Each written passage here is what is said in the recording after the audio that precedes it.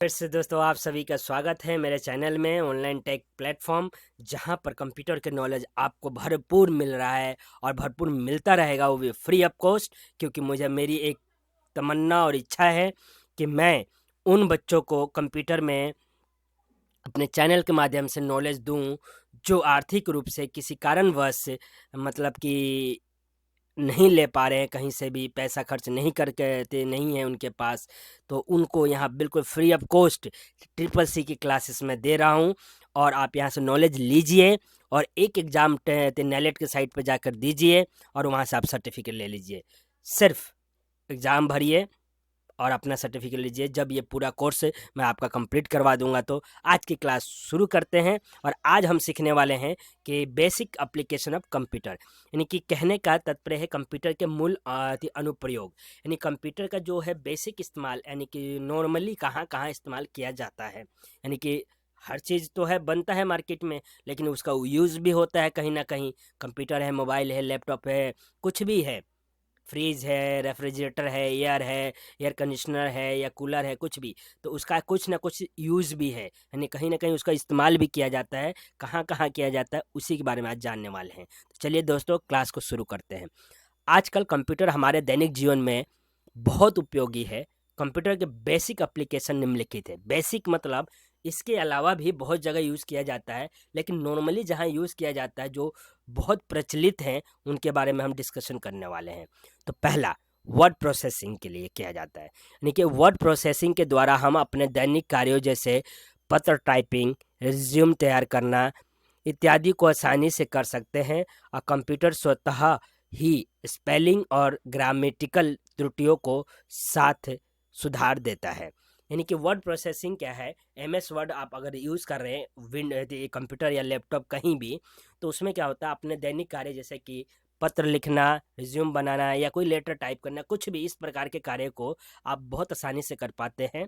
और इसमें कुछ ग्रामेटिकल अगर मिस्टेक आती है तो ये वर्ड प्रोसेसिंग आपको सजेशन देता है और आप सुधार भी कर सकते हैं। ठीक है दोस्तों। Next, banking. आज बैंकिंग सेक्टर में तो पूरा के पूरा जो है, क्योंकि कंप्यूटर शुरू से जब बना वो बिजनेस के लिए ही बना, व्यवसायिक के लिए ही बना, तो जिसके अंदर बैंकिंग सबसे बड़ा है। बैंकों में कंप्यूटर का उपयोग विभिन्न प्रकार का कारणों से किया जाता है, जैसे कस्टमर के अकाउंट की जानकारी रखता हो, खाता धारक के पासबुक या बैंक स्टेटमेंट का प्रिंट निकालना हो, खाता धारक द्वारा किए गए ट्रांजैक्शन के ट्रैक करना हो, इन सभी कार्यों के लिए बैंक कंप्यूटर का उपयोग करते हैं। एटीएम मशीन जिसके द्वारा हम पैसा निकालते हैं और जमा करते हैं, वो भी एक तरह का कंप्यूटर ही है। यानी कहने का तात्पर्य ये है दोस्तों कि बैंक में जो है अधिकतर काम कंप्यूटर पर ही निर्भर है। यानी जितना चीज़ है, यानी कि एक कस्टमर है, उसका पासबुक, चेकबुक या उसके खाते की जानकारी या उसका कितना पैसा निकाल रहा है, डाल रहा है, या उसके खाते स्टेटमेंट को प्रिंट करना है, ये सारा कुछ मैनुअली नहीं हो पाता है, कंप्यूटर का ही यूज़ किया जाता है।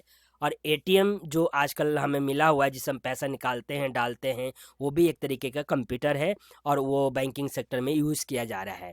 तो इस प्रकार से देखिए कि व्यावसायिक तौर पर बैंकिंग सेक्टर में कंप्यूटर का कितना इस्तेमाल हो रहा है। नेक्स्ट जो है एप्लीकेशन है वो है इंटरनेट। इंटरनेट कंप्यूटर नेटवर्क को आपस में जोड़ने की एक वैश्विक प्रणाली है। इंटरनेट के माध्यम से आप लाइब्रेरी की अपेक्षा अधिक जानकारी प्राप्त कर सकते हैं। आपके पास इंटरनेट के लिए बहुत तेज और सुविधाजनक पहुंच भी है। यानी इंटरनेट का क्या मतलब दोस्तों, कि इंटरनेट एक ऐसा आज प्लेटफॉर्म है, जैसे कि हमारे रिश्तेदार हैं या कोई भी है। अब एक मान लीजिए कि मुंबई में रह रहे हैं और एक दिल्ली में रह रहे हैं, तो वो हमसे दूर हैं, उनसे मिलना है तो हमें जाना पड़ेगा, टिकट बुक करना पड़ेगा, फिर ट्रेन पकड़ना पड़ेगा या फ्लाइट पकड़ना पड़ेगा, जाना पड़ेगा, तभी मिल पाएंगे।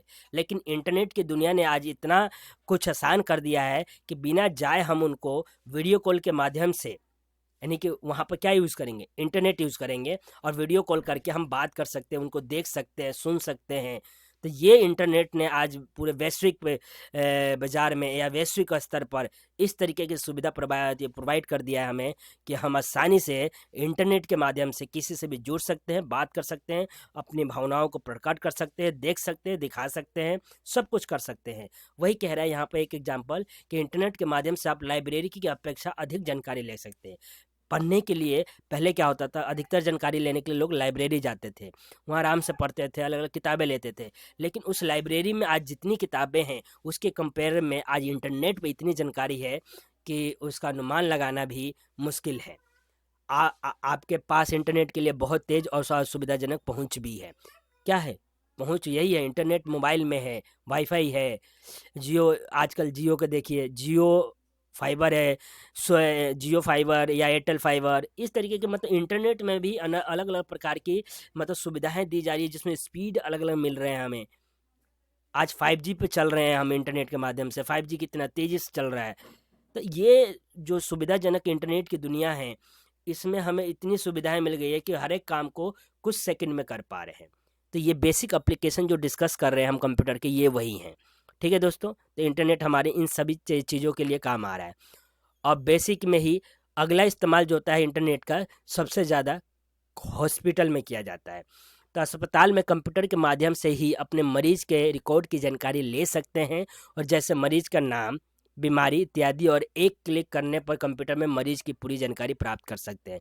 यानी कि पहले क्या होता था, अगर अस्पताल में जब कंप्यूटर नहीं थे, दिखाने जाते थे, पर्ची बनती थी या नहीं भी बनती थी, दिखाते थे, दवा लिखा या दे दिया, लेके चले आए, और फिर दोबारा गए तो दोबारा शुरू से शुरू होता था, क्योंकि हमारे पास कोई रिकॉर्ड ही नहीं बनता था। और लेकिन आज अस्पताल में एक मरीज पहली बार जब गया और उसने दिखाया और दिखा के बीमारी बताया, सब कुछ करके दवा लेके डॉक्टर से आ गया, दूसरी बार जब जाएगा तो उसको कुछ नहीं करना। अगर मोबाइल नंबर से रजिस्ट्रेशन हुआ है तो मोबाइल नंबर दे देगा, आधार कार्ड से हुआ है तो आधार कार्ड दे देगा, तो उसका पहले का पूरा डिटेल सामने आ जाएगा कि वो ये पहले कितने बार आया है, कितने बार दिखा चुका है, कौन कौन सी दवाइयाँ ले गया है, और उसको क्या बीमारी थी। उस बेस पर, उस सारे रिकॉर्ड के बेस पर आगे की बीमारी जो उसको हो रही है उसका इलाज करना बहुत आसान हो जा रहा है। क्यों? क्योंकि अगर पहली बार गया था, खांसी था, दूसरी बार में उसको दर्द है, तो उस बेस से सारी चीज़ों को देखकर डॉक्टर अनुमान लगा पा रहे हैं कि हाँ, इसको ये बीमारी, यानी सटीक, बिल्कुल परफेक्ट और सटीक जांच हो पा रहा है, और सही तरीके से जांच हो रहा है और दवाई मिल पा रही है।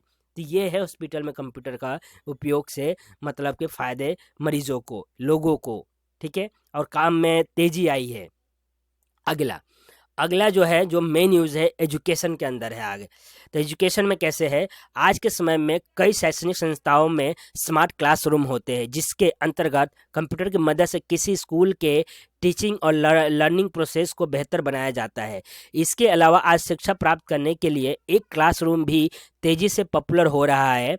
इसे के अलावा स्कूल में कई दूसरे वर्क जैसे रिपोर्ट कार्ड तैयार करने, प्रोजेक्ट व असाइनमेंट बनाने और ऑनलाइन परीक्षा करवाने के लिए भी कंप्यूटर का प्रयोग किया जाता है। यानी एजुकेशन क्षेत्र में जो चीज़ पहले करने में हमें वर्षों टाइम लग जाते थे, आज वो बहुत आसान हो गया है कंप्यूटर के वजह से। आज स्मार्ट क्लासरूम बन गए हैं, जिसके माध्यम से किसी टॉपिक्स को समझाना, ग्राफिकली समझा पा रहे हैं, आसानी से समझा पा रहे हैं, बाकायदा उनके पिक्चर्स को 3D के रूप में दिखाकर हर एक चीज़ को समझा पा रहे हैं। साइंस के टीचर हो, मैथ के हों, या किसी भी सब्जेक्ट के टीचर हो, वो चीज़ों को बहुत ईजिली समझा पा रहे हैं और आसानी से समझा पा रहे हैं, जिसका आज प्रचलन बहुत तेज़ी से बढ़ गया है। इसके साथ ही स्कूल के टीचिंग और लर्निंग प्रोसेस को बेहतर बनाया जाता है। किसके अंदर? इन सभी कंप्यूटर की मदद से और बेहतर बनाया जा रहा है, जिससे कि डिमांड जो है ऐसे क्लासेस की बढ़ती जा रही है। इसके अलावा शिक्षा प्राप्त करने के लिए क्लासरूम एक पॉपुलर जो है मतलब बन गया है। क्लासरूम नाम का एक जो है ऑनलाइन भी है और ऑफलाइन भी बनाया जा रहा है, जो कि पॉपुलर होता जा रहा है, जिसमें जो है आपको शिक्षा देने की जो व्यवस्था है वो पूरी तरीके से टेक्नोलॉजी बेस है। टेक्नोलॉजी बेस होने की वजह से चीज़ों को समझना, उसको लर्न करना, रट्टा लगाने की ज़रूरत नहीं पड़ रही है हमें। हम लर्न कर पा रहे हैं, आसानी से समझ पा रहे हैं, देख पा रहे हैं कि वो क्या है, उसमें कहाँ पर दिक्कत है, उस चीज़ को कैसे आइडेंटिफाई करते हैं। और साथ ही साथ बच्चों का जो है रिपोर्ट कार्ड तैयार करना, आई कार्ड तैयार करना, प्रोजेक्ट तैयार करना, असाइनमेंट तैयार करना, ये सब भी बहुत आसान हो गया है। एजुकेशन क्षेत्र में कंप्यूटर का जो है उपयोग करने के बाद। और आजकल तो जो है परीक्षाएं जो है जो ऑफलाइन होती थी, ऑफलाइन कराने में टाइम लगता था, बहुत मेहनत लगता था और बहुत उसमें जो है खर्चे भी होते थे, जो कि आज ऑनलाइन बहुत आसानी से हो पा रहे हैं कंप्यूटर का यूज़ करके। दोस्तों यही है एप्लीकेशन, यानी कि एप्लीकेशन मतलब उस चीज़ का इस्तेमाल कहाँ कहाँ किया जा रहा है। दूसरा लास्ट सबसे बड़ा सेक्टर जो है वो कौन सा है इसका यूज़ होने का, रेलवे एंड एयरलाइंस रिजर्वेशन के लिए। कंप्यूटर की सहायता से किसी भी स्थान से अन्य स्थानों के रेलवे और वायुयान के टिकट लिया जा सकते हैं तथा इसमें गलती की संभावना भी नहीं है। यानी कहने का तात्पर्य ये है कि ये 6 जो एप्लीकेशन डिस्कस किए गए हैं लास्ट, ये रेलवे एंड एयरलाइंस रिजर्वेशन है, इसके माध्यम से क्या होता है, यहाँ भी कंप्यूटर का इस्तेमाल हो रहा है। और आप कंप्यूटर के इस्तेमाल से ज़रूरी नहीं है काउंटर पर जाके ही टिकट ले या एयरपोर्ट पर जाकर ही टिकट ले, आप घर बैठे रेलवे रिजर्वेशन करा सकते हैं, वायुयान यानी कि एयरलाइंस का टिकट करा सकते हैं आसानी से, और गलती की संभावना भी इसमें बहुत कम है। ये तो मतलब कि इतना आसान हो गया आज, किसी भी चीज़ को आप टिकट बुक करिए, स्कूल के पढ़ाई को ऑनलाइन पढ़ना है तो ऑनलाइन क्लास लीजिए। आज मैं आपको तक ये सुविधा दे पा रहा हूँ या ट्रिपल सी की क्लास दे पा रहा हूँ, ये भी तो एक ऑनलाइन के माध्यम से दे रहा हूँ। ये भी एक कंप्यूटर में जो है एप्लीकेशंस जो देख रहे हैं उपयोग, उसी का ही एक एग्जाम्पल ये भी है। तो इस प्रकार से कंप्यूटर ने जो है चीज़ों को आसान कर दिया है। हम घर बैठे खाना मंगा पा रहे हैं, घर बैठे जो है किसी भी चीज़ की टिकट बुक कर पा रहे हैं, मूवी की टिकट बुक कर पा रहे हैं, या कहीं हमें होटल बुक करना है वो कर पा रहे हैं, या आप कहीं जाना चाहते हैं और पहले से ही वहाँ डेस्टिनेशन के लिए होटल बुक करना चाहते हैं वो कर रहे हैं, रूम बुक कर पा रहे हैं। तो ये सभी बेसिक यूज़ हैं। यहाँ पर 6 जो मैंने डिस्कशन किया है ये वो है जो जहाँ इस्तेमाल शुरू से कंप्यूटर के आने के बाद से इस्तेमाल होता रहा है। ठीक है, इसके अलावा बहुत से यूज़ हैं, आप जहाँ भी कंप्यूटर यूज़ करें वो सब के सब बेसिक यूज़ है, यानी कि वो इसके एप्लीकेशन में ही आते हैं, यूज़ में ही आते हैं। वो आप लिख सकते हैं कभी भी पेपर में अगर आता है तो आज की क्लास जो है इसी के साथ यहीं समाप्त की जाती है। Thank you so much watching this video.